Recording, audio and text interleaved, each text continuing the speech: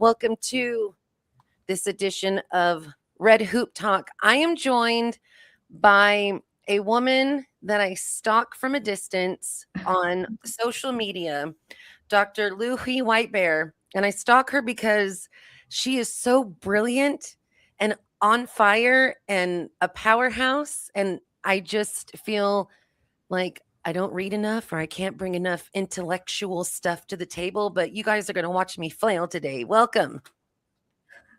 Good to be here. Thanks for inviting me. You have a bunch of books in your background. I have like a cat thing, right? Like that just shows you go there. You are well read, but you also do a wonderful way of, and this is probably why you're a professor, of articulating what you read, right? Because a lot of these indigenous concept issues, histories are very dense, complicated, multi-layered, and you seem to just really digest that information and express it to us in, little snack bites, and I appreciate it. Oh, thank you. I try my best to bring things that I learn in the academic world just out to the people too, because that's actually why I'm here, part of it. So it's to make sure we have access to this information in ways that make sense. Well, there's a lot of internet noise too. And you post paper books. And for some reason in my head, the internet can be full of untruths. But if you're published, like there's some kind of effort in research or fact checking or legitimacy being published by a company. There is. And that's part of one of the things that sometimes people aren't aware of is the purpose of publishing is one, to get information out there and establish records and things like that. But sometimes we can have all the publishing we want in the world, and if it's not hitting those peer-reviewed avenues, then that's what they're known as, or the academic or legal publishers, things like that. They oftentimes don't get cited in court cases and policy decisions, both at local government up to national government levels.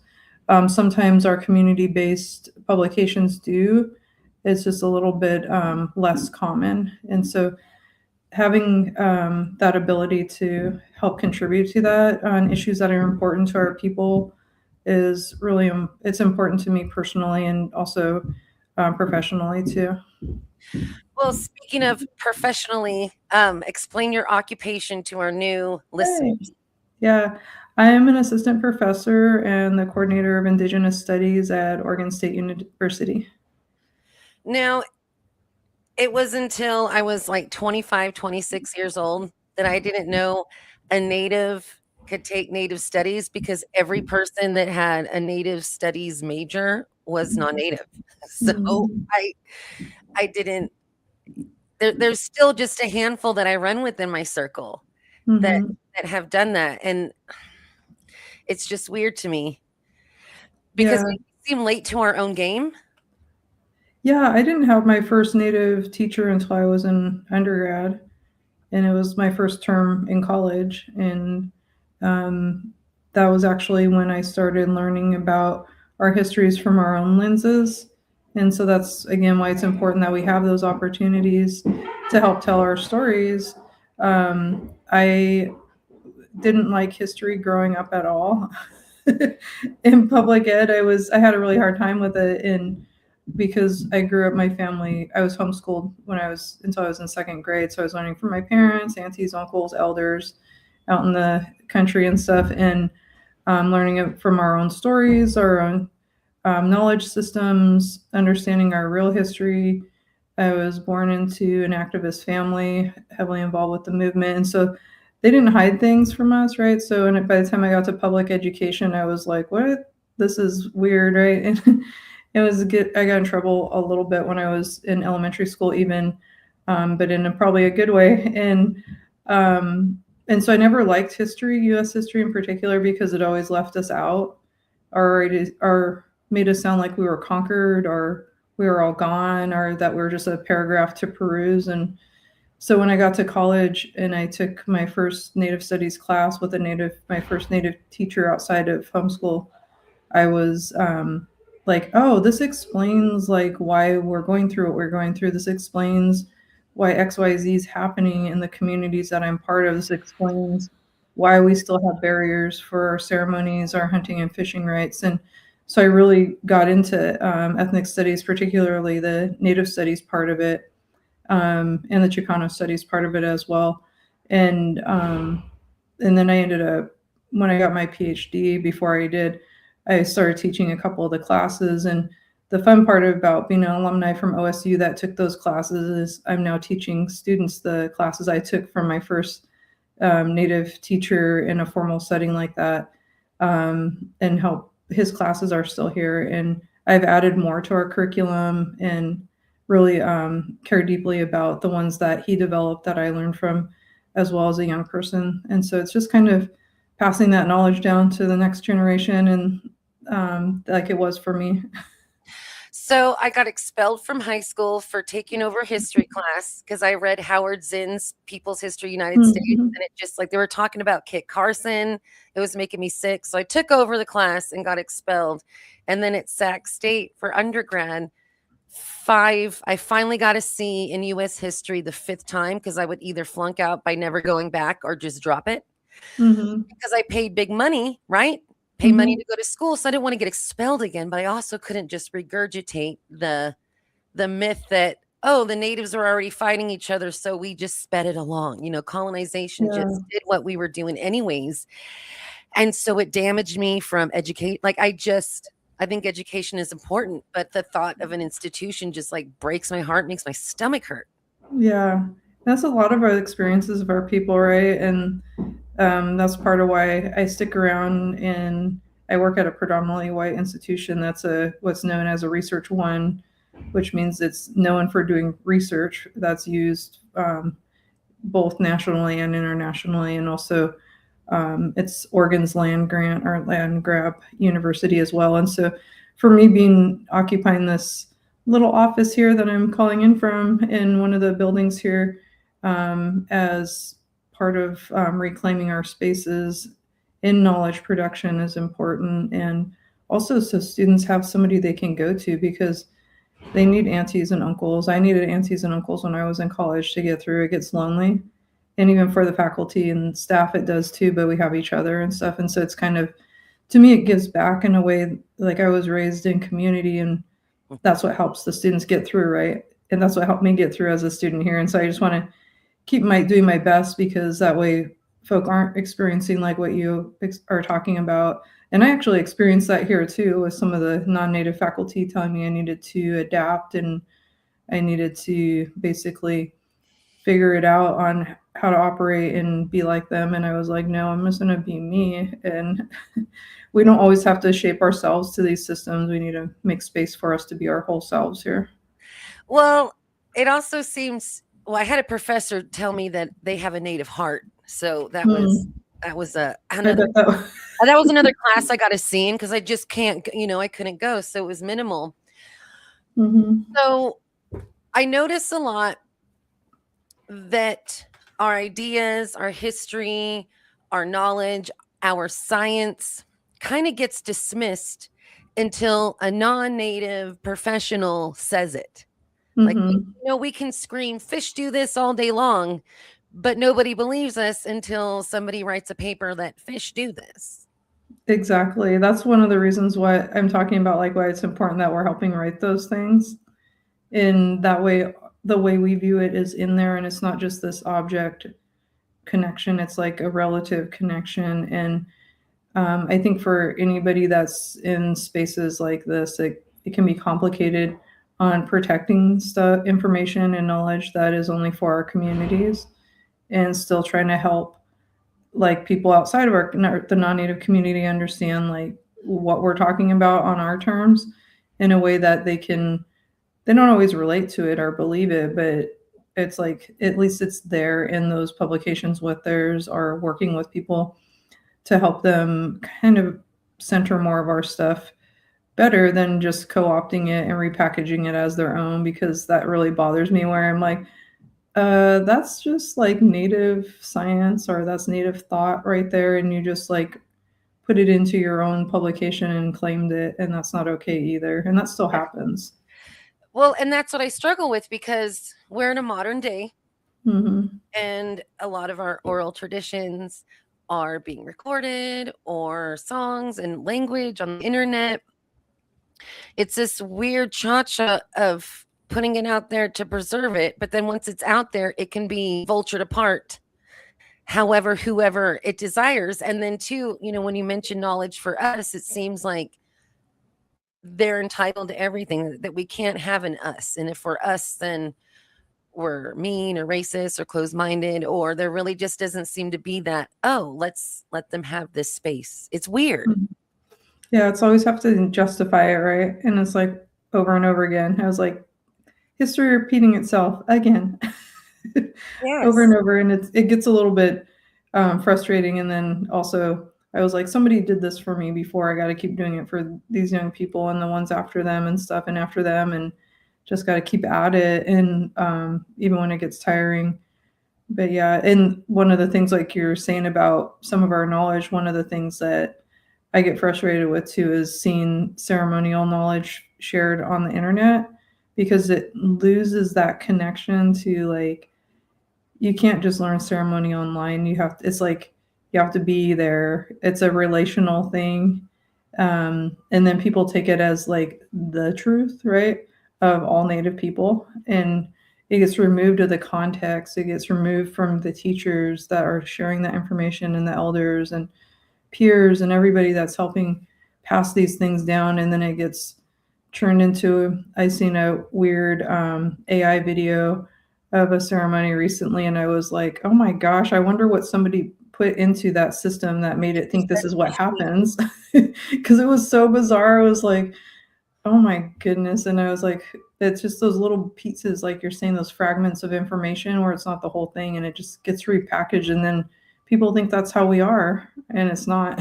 And there's 500, almost 600 nations Right. that all have Yes. their own differences and subtleties and similarities. Mm-hmm. Yeah.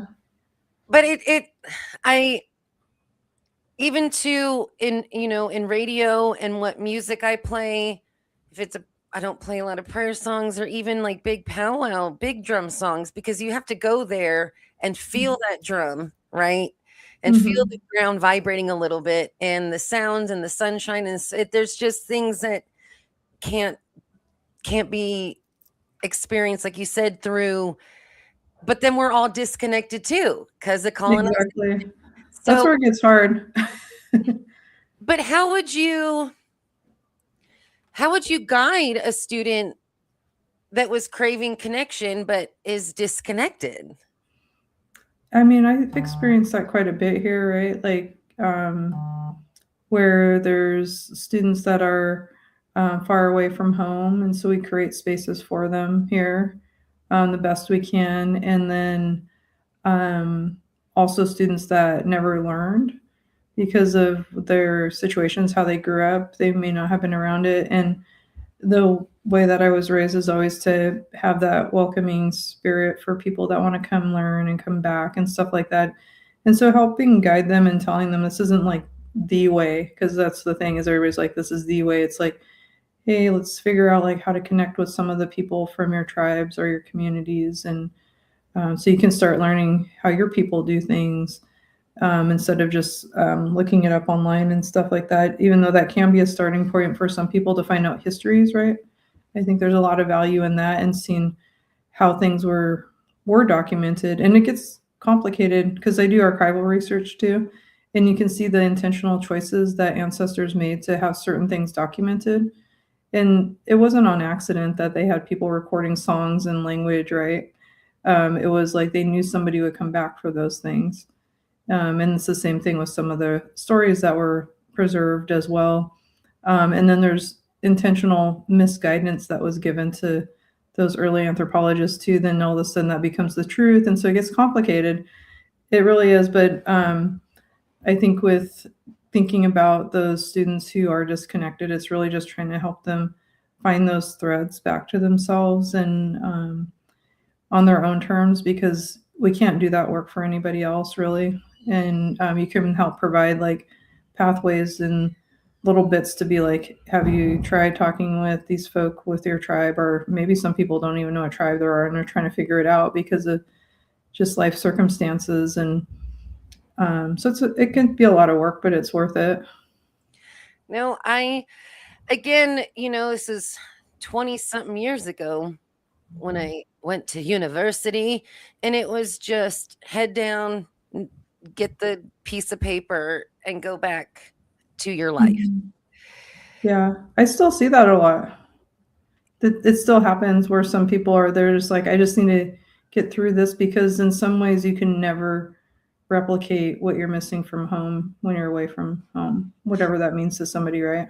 Well, I was talking to a Central Valley gentleman that works for one of the junior colleges, and I said, "Oh, so what do you do at the school?" And he went on some ramble about something and sovereignty, and I couldn't really follow, but I saved the question just for you. How can we scream sovereignty within these, like, working within the systems? Like, how are you helping Indigenous sovereignty, by within these confines of higher education? How long's our conversation? Just kidding. But that's not like, we need you, because this is a lot, and a lot of people just hit a wall and don't think or investigate any further. Yeah, so really it's about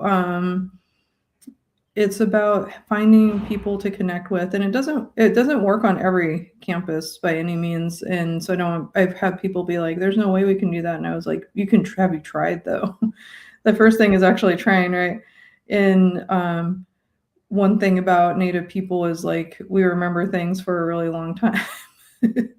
And we remember promises, and we remember when promises are broken. And so it's really going back to what is the purpose of that institution. Like, for us, we're a land grant, and so there's responsibilities that come with that. And when OSU was wanting to do an institutional land acknowledgement, we're like, well, what does that actually mean though, like in action, right? And so they made certain commitments in it, and so we're like, you made these commitments, like you agreed to this, so therefore this is how us as, and like the Native faculty and staff and broader Indigenous faculty and staff can help, like, guide you on what that means in reality, like for the students and for the faculty and staff and for the tribes. And so we've done a lot here, just in doing that and saying, like, you can't just go along with when everybody says, well, why are Native people getting special treatment? Why are they getting extra things and all of those? And yeah, all the free stuff, or all the extra programs, extra supports and stuff like that. And it really comes down to, if you're really making this commitment, then you need to step into it or take it off. And I have actually, um, two presidents ago, no, yeah, 2 presidents ago, we had a short-term president. I suggested they take the I out of BIPOC if they weren't willing to even talk to us. Wow. And I told them that in public, like in a very, it was during the pandemic, and I was like, you can't, if you're not even going to talk to us, then don't use that word. We're not going to be your token. So anyways, it was things like that where you have to, like, remind people, like, it's just not a word. And again, Native people have been promised things and lied to all the time. And so it's like, do you really want to keep doing that to us through this institutional promise? And so we've done things like, we've created our director of tribal relations to work directly with the sovereign tribes on behalf of the university, like a very formal position. Wow. We have a Indigenous learning living community that we started, a coordinator for Indigenous student success. There's a Indigenous mental health programming person now. We have our Indigenous studies program now. We have institutional policy protections for the rights to smudge in our housing, and for faculty and staff in our offices without getting harassed. And that's a fun story to tell you about that. But so there's, like, a lot of things that we do. There's some things that we keep private too for the students, again, because of the, there's the things that are outward facing, like those kind of programs. And then there's things that are just for us to know about that shouldn't be used for recruitment things that have to do with access to ceremony and stuff like that. And so I think that being part of those changes on our campus has been really important. I went to college here. I have all my degrees from here. I lived a good chunk of my life in this area, and so I feel really committed to the place here, not necessarily the institution, but Oh, while the students are here in these lands, right? And my extended family on the other side of the mountains, and my even my blood family that are from local tribes here, it feels like a responsibility, right? As like one of the aunties now. mhm. Yeah. So let's talk about that place, right? Because Yeah. you're in Oregon and I'm in Mhm. California, the bottom of the Sierra Nevadas gold rush territory, Mhm. also Yosemite. So, what I Mhm. was told by Mike Ramirez, one of our past guests in Humboldt State University, Native Studies graduate, but so we had an Indian problem, quote unquote, and the only way to alleviate the Indian problem in California was to kill them all. And that Mhm. they hired um, mercenaries and murderers from Oregon because at the time, Oregon's constitution or state, whatever, so they didn't want any black people or natives in the state. Mhm. Is that Yeah, the Constitution specifically talked about Black folk for sure. Native people were kind of like thought to not matter, and which is Oregon has a really interesting history though because the early people that came over were more from Russia, and they were doing fur trading on the coast. And then from the south, of course, Spain, right? Before the United States even thought about coming over here. And France was on the other side.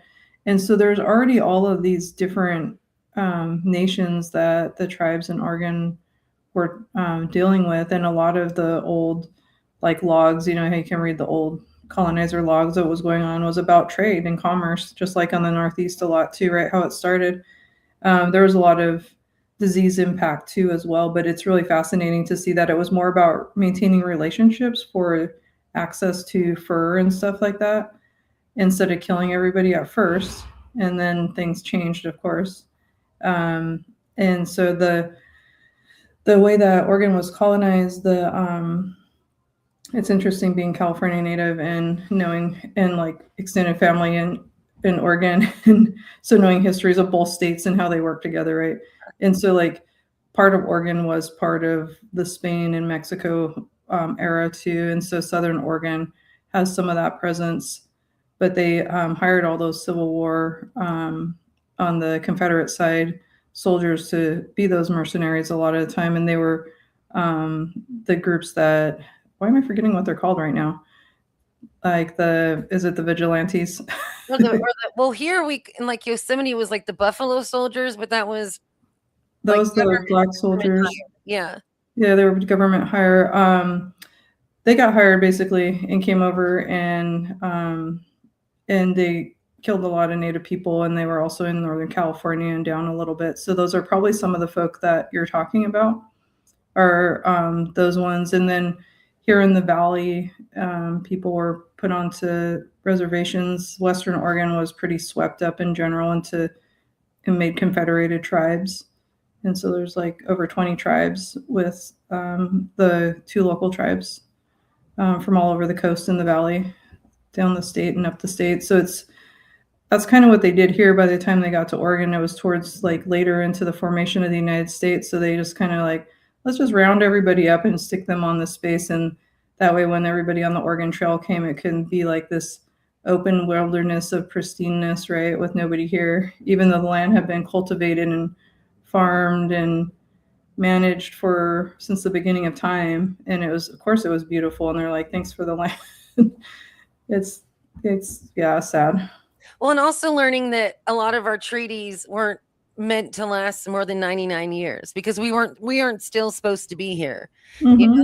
coming towards these, 200 plus year agreements, Right. we aren't, they expected us to be bred out, assimilated, and again, like Mhm. even in the writings, the attempt to make us an ancient thing, Yeah, right? and some of the treaties though say like forever, right? I They're hope like, as long as the sun shines, the grass grows, water flows, some of those treaties are around too. And so some of them, they were like, yeah, this is, but whether or not they intended for them to actually last that long is another thing. We're talking about that in class right now. We're like, do you really think they expected them to last that long? When you read the provisions in it, you can tell they didn't. Well, because it sounds like overly cheese, romantic, poetic kind of. It is, yeah. And then it's also like, it says that in the beginning because we're reading the Fort Laramie Treaty, and it says that like kind of verbiage on the top, like as long as the buffalo are in the hills vibes.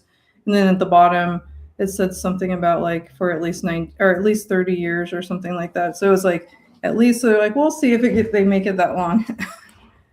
And Yeah.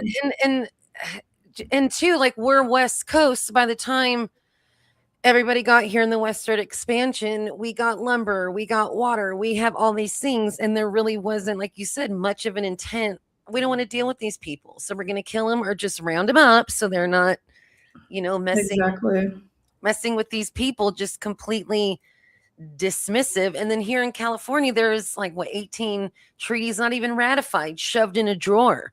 Where I'm Mm-hmm. at now, the tribe's supposed to have 1,500 acres somewhere. That never happened. It's never like you can't mend or amend some of these things because so much time has gone by. And Well, they also, Congress was like, we're not going to ratify any more treaties in 1880, forget right now, but in the 1880s, they're like, we're not going to ratify any more treaties, and therefore all of those treaties that were unratified are no longer valid in their eyes, right? But on our side, we're like, but we were promised these things, and you just took all the land, and so it's complicated and it's messed up, and I think that's why people get nervous when Native people talk about land back and things like that because they think we're just going to come and take everything. And we're like, we just actually want access to our sacred sites and keep our ancestors protected that are buried. We want to access our medicines, our foods, in our spaces that like our people have been able to for since forever. so, two things regarding that. So, I noticed you posted about a film, a viewing Oh last yeah. night. But before I get to that, so here in Yosemite, and I'm working on a little film project about it, Oh there's nice. two land back acquisitions. One is in Yosemite West, a little under 1,000 acres. One is here in the town of Mariposa, a little under 100 acres. So Mm-hmm. the first little 100-acre chunk came up, somebody posted a press release on Facebook and well, how does it affect us? Well, do we get Mm-hmm. access to it? Why Yeah. do they get it? Like just insanely like aggressive comments. Like the non-natives or the county people that live here couldn't be happy that the natives got a little chunk back to just do their thing. It had to be, well, how does this affect us? What do we get from it? It was so, I took screenshots that'll end up in the documentary later because it was so bizarre to me. Even art projects that costed how much? Why do we need to see a big mural of a bear? Just Oh my gosh. weird anger that they can't just, again, celebrate us having something that has nothing to do with them. Yeah. And And it still somehow threatens them, even though they didn't even know this land was there unused. Like it's bizarre. yeah, it's like, and it's not like actually harming anybody's life either. That's the thing that makes it even more bizarre. It's like nobody is like being harmed or losing anything by having a mural or having the access. It's like, yeah, it gets complicated and ridiculous sometimes. I That's awesome though about your documentary. I'm Can't wait to see excited. it. Can't wait to see it. It's a Yeah. lot, but I'm Yeah. learning too that, like, I'm a Trail of Tears tribe being Choctaw and Cherokee, Mhm. that the culture is, you can't trail it, you can't remove people and expect culture to continue in the same way because the landscape shapes the culture Exactly. and We're the part of the land. culture is the landscape, right? Yeah. So and that's all it really is. We want to gather. We want a place to hunt or get our regalia or hunt a rabbit. Or it's just these really simple things It's that are, not overly complicated. I don't know why people think it's so complicated. what are you going to do with it? How about ain't none of your, or like there's going to be some I'm all with the rabbit. We're going to eat the rabbit, actually. Thanks for asking that. Yeah, and we're gonna wear a part of it. Yeah, exactly. But it kind of breaks my heart because I like to think that we are on a liberal side of the country. And you and I are kind of middle age in here, and our aunts, No, uncles, just parents have, kidding. but our ancestors have been saying the same thing. Hmm. We're saying the same thing. You're teaching the same thing class after class, semester after semester. So why haven't things clicked yet? Hmm. Yeah.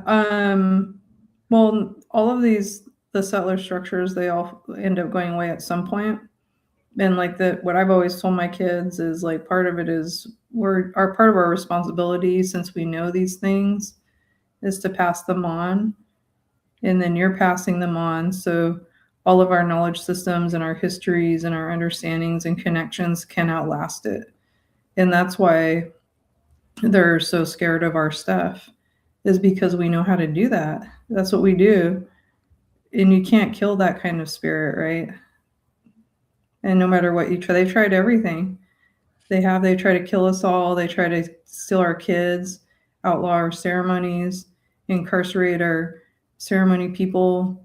They've tried every single thing. They've tried trying to wipe us out through the MMIP crisis. And it's like we still were able to pass it down, and we have to. That's what makes us who we are, right? And there's nothing stronger than those commitments to our ways to be able to do that, in my opinion. And so part of it is like, for me on the personal level, is like teaching my own kids, right, this stuff, and to share it and pass it down. And then the other young people that I have the privilege of working with here at the university and just out in the communities too that I'm part of, is to help them understand that they have that power too, because it's passed down. Yeah. Well, you mentioned activism. And in my life, if you participate in acts of activism or consider yourself an activist, you are quote unquote an angry brown person or a quote unquote angry woman, right? Or even with Yeah. their MMIP, we're being quote unquote melodramatic, Mm-hmm. right? Or we should get over it. It's not your land anymore, Yeah, that's funny. Yeah, it is. right? But but yeah, I hear that, and actually I'm treated that way sometimes in the community or at work, and I'm just like, you know what? Yeah, sometimes I am a little angry because I have a reason to be, and that's okay. And it's just about what we do with that, and just reminding people, that we have a responsibility with this. And if that makes you uncomfortable, that means you've never had to deal with it. But we live it every day. Yes. And I was like, so we don't have that privilege of not living it every single day of our lives. And if it makes people uncomfortable for a couple hours or maybe a day or two, they're going to be okay in the long run. We're okay, and we live with it every day. Right. And so I was like, we're mostly okay. We're not okay in some ways, but you know what I mean? We're mostly okay. Hey, we're the fun kind of crazy, right? Yeah, exactly. People should want to hang out with us, just saying. See? But too, I feel like they look at us to be the stoic native, right? Just spiritual and okay with everything. And there is a fire of the knowledge that we have been taught that still screams injustice. Hmm. Like, I feel like you should be wearing the 70s big old bandana like the uncles did. I have one at home. I should have brought it. I don't have one here looking around. Yeah, it's true though. That's um it's not the system's still here, and that's the thing is it's was 100% written to exclude us, and we try to make it work the best we can so we can just survive it as we because I strongly believe we're going to outlast it, like our people are collectively. May not happen in our lifetime or the next even, but it eventually it's going to happen, and maybe it will be in our lifetime with way things are going. But we've been ready. We've been preparing for this for hundreds of years, right? Collectively.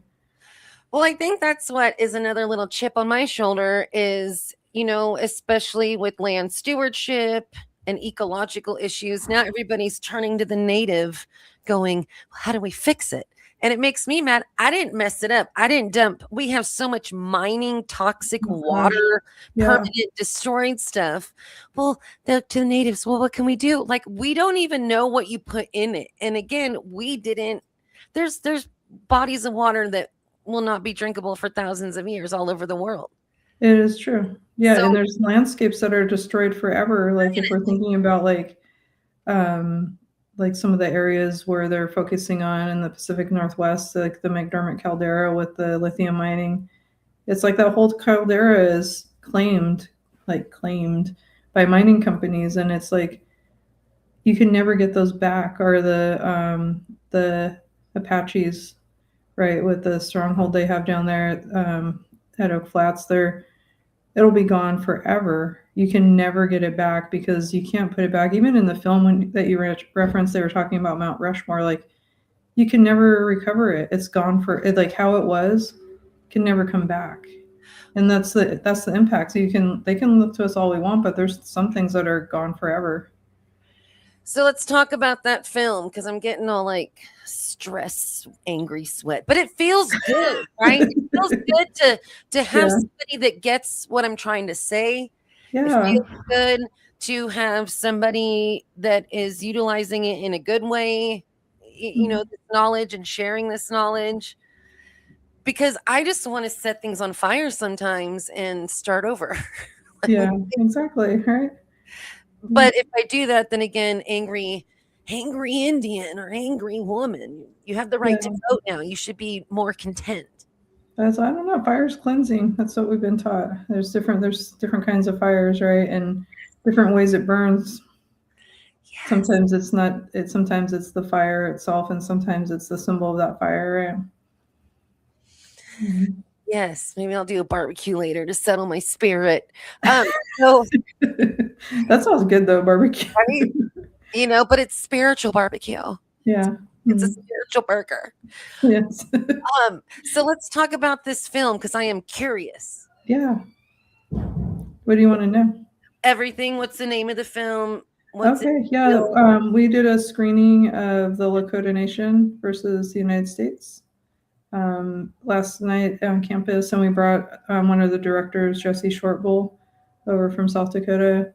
Came over and spent some time on campus and talked with folk, and it was part of my Native American law class, so that was great. And it was nice that a lot of people showed up because they wanted to learn about it. That, to me, in my opinion, is one of the, and just in reality, honestly, is one of the biggest examples of the United States disregarding its own treaties, Constitution, and Supreme Court rulings. And I think everybody should know about that case and the struggle the Lakota people have been fighting for their sacred Black Hills since the 1800s. And that's where that that values difference comes in, where people don't understand, like, money can't recover that. It's like priceless. Yes, but colonization says priceless means invaluable. Yeah, and so it's exactly, but that's the value difference. That's what we talk about in the law classes. That everything is based on values, and it's supposed to be objective. But whose objective are we talking about? Everything is based on values that create a system, and the values of the United States is for Native people is merciless Indian savages.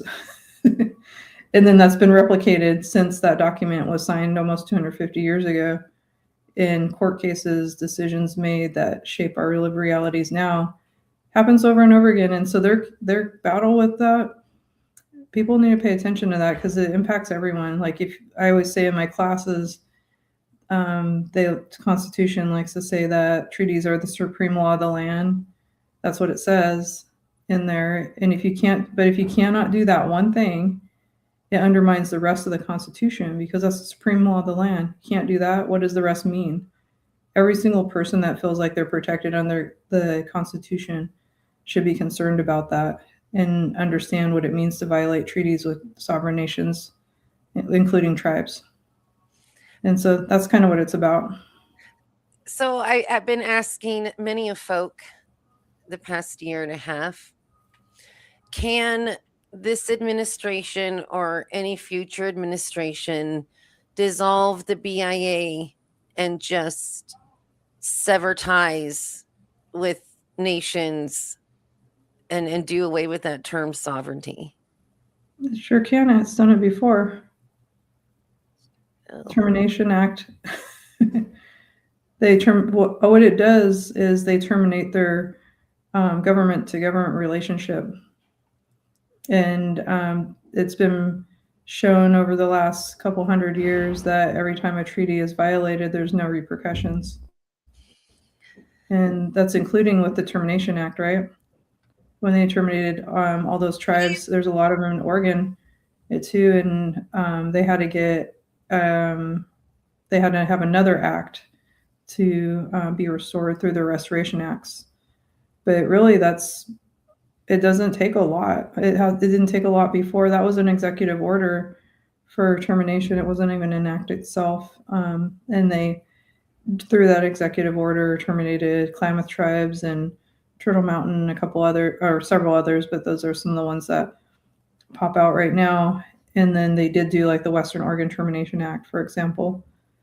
And so they stack their legal system on top of each other, and it creates this really messy, complicated thing going on there, and it's really hard to unravel. But yeah, I think people, when they start learning about it, that's like the students in my classes, especially the native law class I'm teaching right now. I'm not teaching them how to be lawyers. Obviously, it's not a law school, but what the purpose of that class is to understand what treaties mean and why that's important for everybody, and also to understand how law and policy impacts tribal nations, and how our people are often used as testing grounds to violate the Constitution, and how that in turn gets replicated in the rest of society. And we see it happen all the time. And this isn't ancient history. No, it's like happening right now. Yes. Yeah. Standing Rock was 10 years ago, for And example. like learning what I'm learning, hear about this history in a short period of time. Gold was discovered. California was a state. Yosemite was a national park. And this is all within one lifetime. Mhm. A great grandma ago. So these stories and these memories are very real and recent. Same thing with the Civil Rights Act. These are people that are still alive that got attacked by a dog or sprayed with a water hose. This isn't a long time ago in a galaxy far, far away. Yeah, I'm the first generation. I tell students in my classes, and I'm older than them, but I'm probably their parents' age now. But I'm like, I'm the first generation born into religious freedom for our people, right? And It's when not was that? Like the late 70s? 1978. Yeah, and so it's like we became citizens without our religious freedom because there was another act before we were citizens that prohibited our ceremonies, and so it's messy, it's messed up, and I don't like it. But Native people are going to be Native people and still do our ceremonies anyways. But at least we're not getting arrested as much as we were back then, right? All right, you want to talk about running with that old timey activists? Those are Mhm. reasons why we had Wounded Knee, like those laws. Yeah. Why the government could just go and make excuses to gun us down or fear the ghost dance or right, want to keep us separated from each other and ourselves. Yeah, and like these young people right now, I'm thankful for them that they like grew up with it.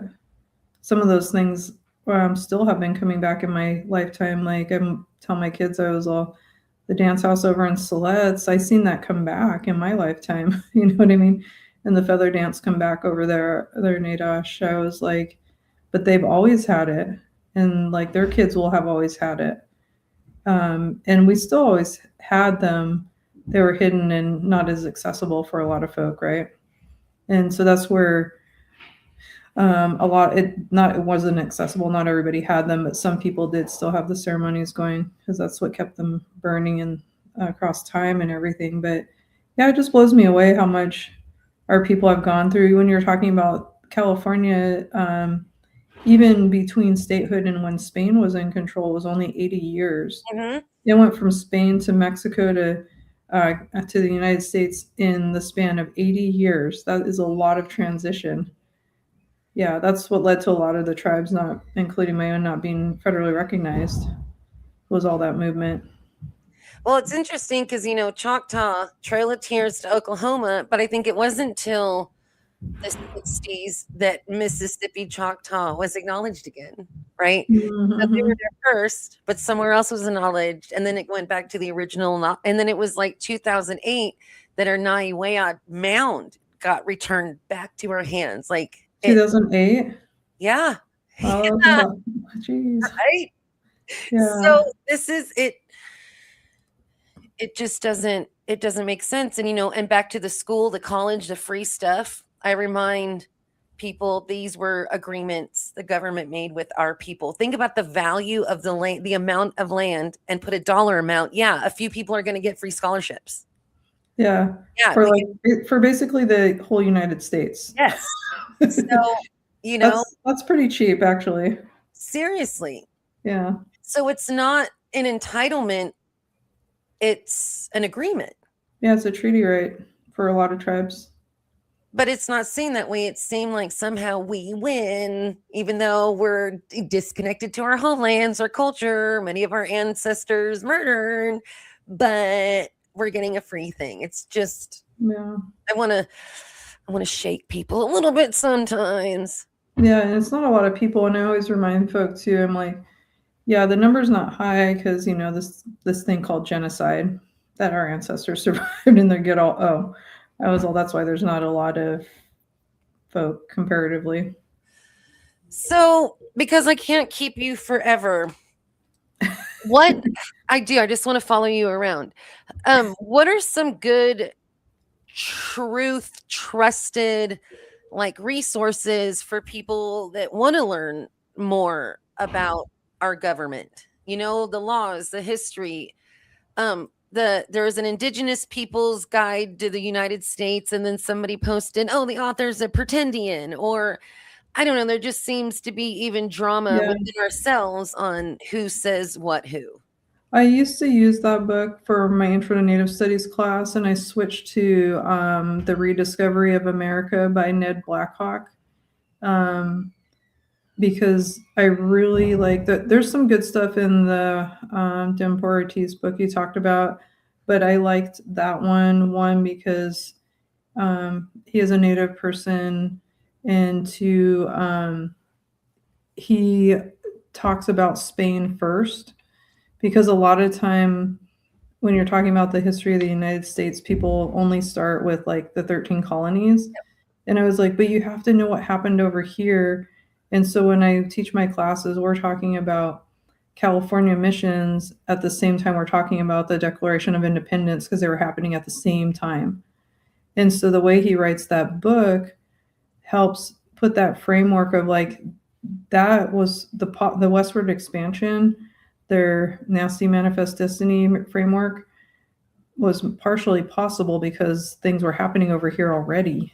Mm-hmm. It wasn't just like Native people sitting around waiting for like the United States to come over here. They were negotiating with other countries and nations at that time, and they were also being impacted by disease. And so he does a really good job of outlining that. And the other thing that folk have pointed out that read that book in my class or that I recommend it to is that it's not just this tragic tale of massacre and death. He talks about the strength of tribes too, like we won battles too. And the United States actually only exists because of working with tribes, with the legitimization of the government through that, and also with the of their government, I should say, and also with trade and commerce. And that was huge with basic survival of not like eating poisonous food. Right. And so he does a really good job talking about that stuff. And he brings up like different forms of Native activism over time. So he doesn't only look at the 70s, he looks at like turn of the century activists. And he covers Native women too, which is great. And so and he talks a little bit about Two Spirit folk in there. So he does like a really good job of trying to have a comprehensive intro type book because you can't cover everything in one text ever, but that has been the one that has so far done it done a little bit of all those pieces where I'm not having to supplemental piece things together around another book. And so makes it a little bit more manageable for the class. But I highly recommend that Rediscovery of America by Ned Blackhawk. All right, what else is on your book club? Deborah Miranda's Bad Indians 100% all the time. One of my heroes. And What's her name? I'm writing Deborah Miranda. She's also a California native. And Bad Indians is about the missions in California.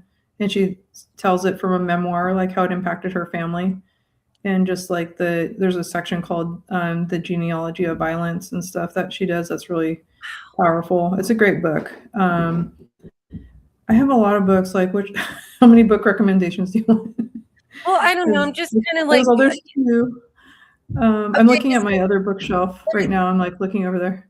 Okay, what about law? Is there like a good digestible layman's Actually, you know what? The one that we're using for the law class right now is Richland and Deere, and it's the introduction to tribal legal studies. And so that one is written in a way, it's a little bit more expensive book, but it's really good. It's also an ebook at most libraries, but it does a really good job of talking about the law and giving specific examples from multiple tribes, like their constitutions, their treaties, their court cases, and all of that kind of stuff in as examples. And they have question sets at the end of each chapter. And so they have like 3 or 4 that are general questions. And then they have a separate section of 3 or 4 questions that are very specific if you're from a tribal community or to think about how it works in your tribe. And I really like that framework, you know what I mean? And the students in my class, I switched from another book called Uneven Ground, which is also really good, but it's like really dense and a lot to get through. It's a shorter book, but it takes longer to read. But it is also good to talk about like how the system was never meant to be even. And so that part's great. Yeah, so those are a few books. I have a bunch of articles out, of course, if anybody ever wants to look at mine, I'm happy to share them. Don't you have I think you had a link tree that I sent to CC that you met for a mere moment. I'm going back to stalk you on. And then what's the best place to kind of connect with you from a safe distance? My faculty page has all my publications on it through Oregon State University. Like if you just look for my name with OSU, you'll find it pretty easy.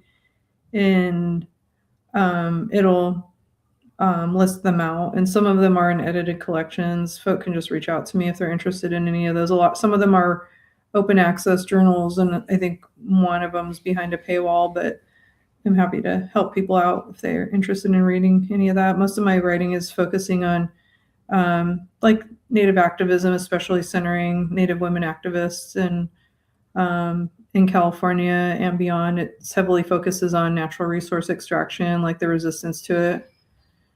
So yeah. So I was going through your list, not listening to a word you said because I'm like, she's written some stuff. I see here U.S. parks and protected area power structures from historic apologies to indigenous futurities. Now, yeah, I did a small contribution to that. That's why my name's farther down. So yeah, that one is pretty good. But we're dealing with that with the the 7 associated tribes, including the Southern Sierra. Yeah, you should check that one out. Yeah, that one's open access too, I think. So I don't know. I so appreciate you hovering around my life because you've been a resource for when people ask me questions, right? Well, I want to learn about this. Cool. I got 3 resources to send somebody to, right? And then their little light switch goes on. Because when you learn about a lot of this, native or non-native, 2 things happen. And I bet you've seen it in your students. You get angry. You get angry once because what happened is so bleeped up, and you get angry twice because how come nobody told you about this before? Yeah, exactly. Right? There's this like thing that we have to go through and settle in our minds and spirits on this. So having anchors like you to put it in perspective and to articulate it and to further the conversation beyond the freak out, Mhm. I think is true activism and how we're going to reach change. Because I keep Mhm. saying on my radio show, like especially with this administration, y'all all Indian now, right? Everybody's at risk of the That's same. why I'll read us some of our stuff. You'll see what's going on. It'll make sense. In my assignments for the students on their reflections, I have a requirement that they have a paragraph about how they feel about the material, because a lot of times, like academia asks you to separate yourself from feeling, and it becomes subject. And so I'm like, you're going to have feelings, so write about it a little bit, and that way it normalizes. Yeah, I can have feelings about this, and so it's what you said is true. Yeah, It's weird I though, read a right? lot of I read a lot of feelings about hearing about it, or like the Native students that didn't have the background knowledge. I grew up with a lot of knowledge, I felt, and that doesn't mean I knew everything. And so when I started seeing this, I was like, oh, that makes sense now, right? So like, and I even tell the Native students my own experience with it, because some come in my class are like, I know a bunch of information, like I was, right? And I was like, if you're Native, you in my class, and you may experience like some stuff too, and it's okay. It's okay to feel. But I don't see how you can experience things like history without having a feeling. It's a human story. So Yeah, why make it all brain? yeah. It's that separation, right? If you can separate yourself from it, it makes it less real. No, this is real. This is recent memory in our families, right? Yeah.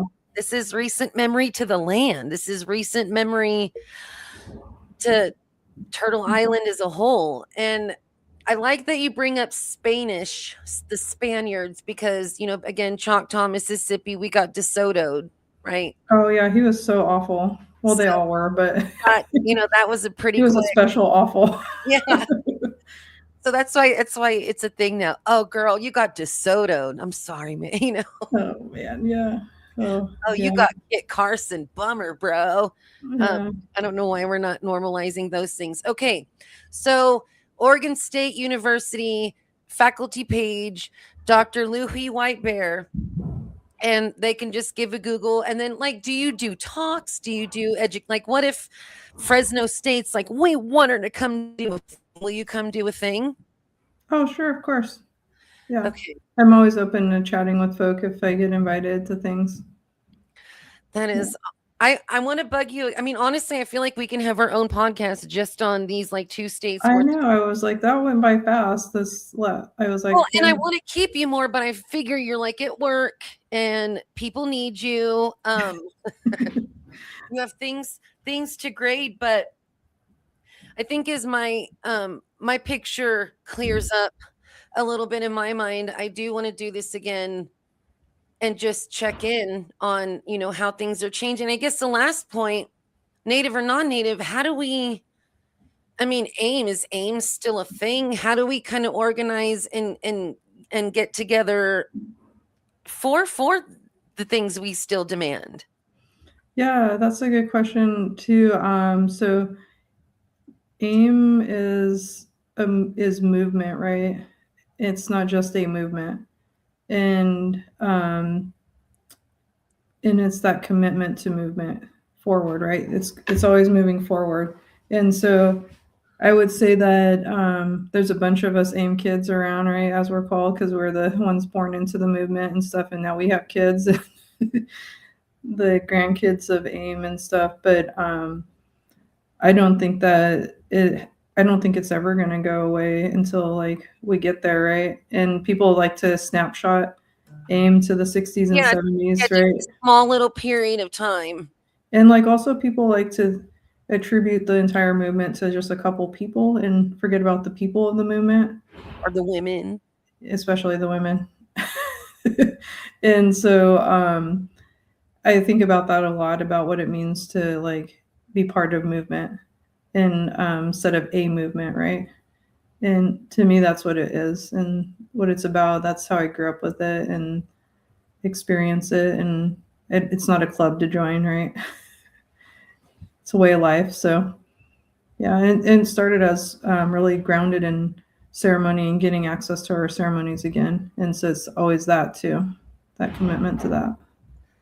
Well, like John Trudeau mentioned, that if you give the opposite of the thing power, you're still giving that thing power by just creating that opposite. Right. So thinking in my head, oh, AIM is like the Black Panthers, an organization, a thing fighting a thing, then it's bigger when it's not the thing, right? I think it's a little bit of that too. Yeah, there always has to be resistance to that that larger control in our lives that calls itself the government. And yeah, there's that too. We got to be aware of all of those things and like how to try to move through it, like that movement right through, and also to change it. Perhaps so it's time for something better. And I think the general public is feeling that. We've been feeling that for a few hundred years, just saying, but or a couple hundred years. But we'll see where people go with it. Well, I see like a fish just kind of swimming. It's Oh, that doing fish. what, That's good. yeah, that fish. But it's swimming. It's like you said, it's got a destination, it's got a purpose, and it's not Mhm. getting too caught up with all this stuff. And I really like that you said we will like outlive this, like the baskets outlive us, right? They Like do. we are not a discarded people. We still have value. We still have much to contribute, right? To Mhm. move us together forward as humans, and not just uh, us versus them. Yeah, exactly. I feel a little bit better than I did at the beginning. I feel a little bit more hopeful. That's You know, good. we're gonna make it, but I still want to set things on fire a little bit. Yeah, we'll go barbecue later. I'll send you some smoke signals, Okay. some properly seasoned smoke signals. That's so funny. Well, I'm going to look for an excuse to get you down my way because I'm too lazy to drive up your way. And we got, okay, so real quick, Kristen said the whole framework of our American democracy was influenced by our principles. That is part true, right? And then it It just is, yeah. somewhere along the way. Yeah, they really like what the Iroquois Confederacy, the Haudenosaunee people put together. That their women also, their clan mothers influenced the suffrage movement too. Dangerous. Yeah, it's basically for the white women's right to vote. And Native women fought for their right to vote Yeah, too. we had another guest a few months back, Michelle, and she was saying like there was a story where a white woman and a native woman were hanging out, and somebody came, knocked on the door. She sold the guy a horse, accepted the money, shut the door, and the non-native woman was just so shocked that she was able to Yeah, have property, B, sell the property, and C, keep the money from the proceeds of that property. yeah. That's why when they so-called got captured, they didn't want to go back. They wanted to stay with us. Right? So Yeah, I'm pretty sure some of our ancestors did that. They're like, no, we're done. yeah, We're jumping ship here. yeah. Well, Dr. Luhui Whitebear, you're on the social medias, Oregon State University faculty page. Anybody can bug me or email me and I'll send them your way. Sounds good. But Thank you for having me.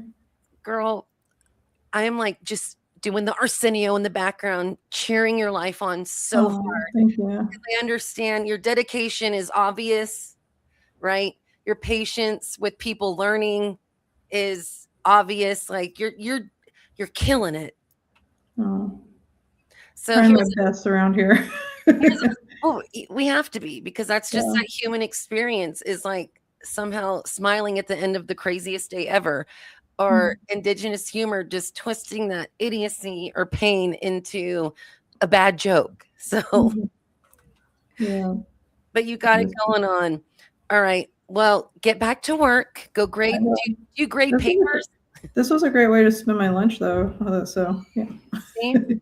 Let's do it more. I do want to talk to you about stuff because you're just Yeah. a tears in Anytime. the grove, and we are in this modern era, so we do kind of have to meet people where they're at, right? Which is on their phones. Exactly. Yep. Let's decolonize their phones. Oh my gosh. All Good. right. Well, thank you. Thank you. You have a great one and keep in touch. Will do. Thank you. All right, honey, Mike. What a woman. I'm in shock. And it is hard for me, especially with some recent medical stuff, a few years ago, getting that TBI, to engage in some of these intense conversations. But she made it easy. And once I shifted it in gear, feel like we did a great job. So thank you again, Dr. Luhui Whitebear, Oregon State University faculty page. You can stalk her on the social medias. And until next month, when we hop back in the hoop, Chipeas and La Chique, I love y'all so hard. And thanks for being part of the program. And we got to go.